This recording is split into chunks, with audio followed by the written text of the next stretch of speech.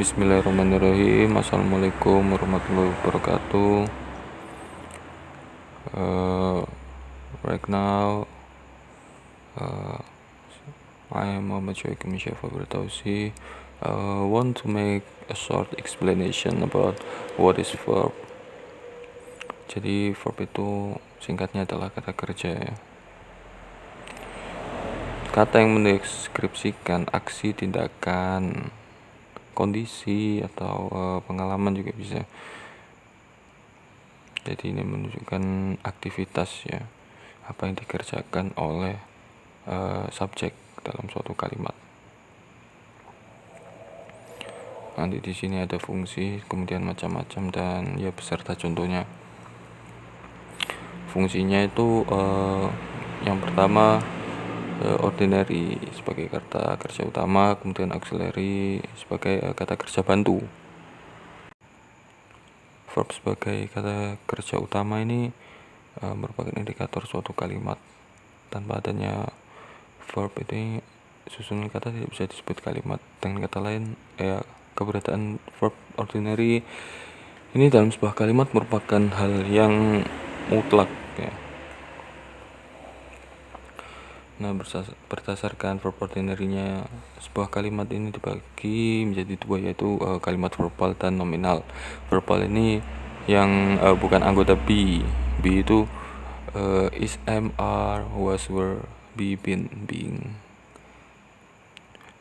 Mungkin contohnya itu John agreed to come. Agreed di sini bukan anggota dari be. Kemudian ada kalimat nominal, yaitu ya yang verb ordinary-nya berupa anggota be. Contohnya he has not been at home since yesterday. Atau juga bisa he had passed the final examination. Lalu kind of verb, di sini ada 6, mana tiap-tiap pengelompokannya itu ada 2 jenis verb. Yang pertama dynamic, stative, kemudian regular and irregular verb, transitive and intransitive verb. Yang pertama adalah dynamic verb. Jadi dynamic verb ini adalah verb yang menunjukkan aktivitas ya, sehingga disebut juga action verb kadang.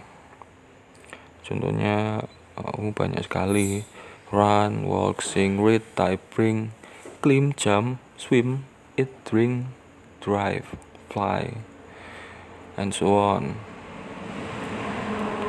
Kemudian yang kedua ada stative verb. Stative verb ini verb yang menyatakan kondisi atau keadaan. Bisa juga disebut state verb gitu. Contohnya love, hate, like, dislike, have, own.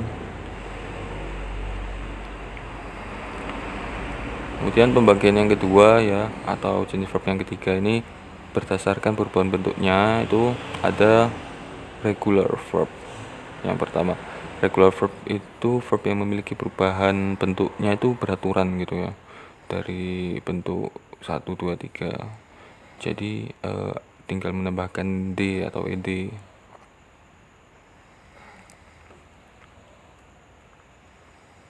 Contohnya itu cook, watch, try, erase, and kata-kata ini itu bentuk kedua dan tiganya itu beraturan.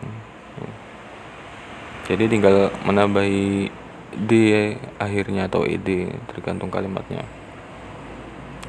Kemudian irregular verb yang bentuknya itu tidak beraturan ya. Perubahan bentuknya pada verb 2 dan 3-nya itu tidak beraturan. Contohnya seperti read, put, run, take, drive. Contoh-contoh ini itu gak beraturan.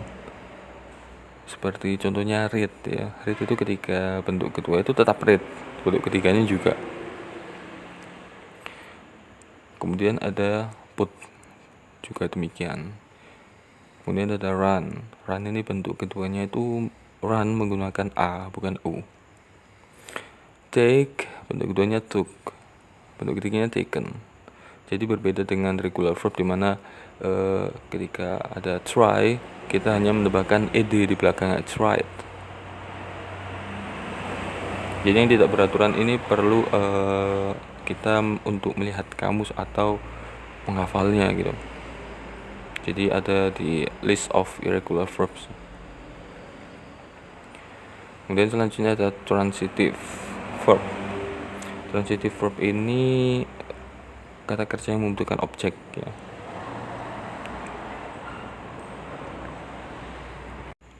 Contohnya ada she bought a book. Jadi dia telah membeli sebuah buku gitu. He lent me a car. Jadi bought dan lend di sini itu adalah transitive verb.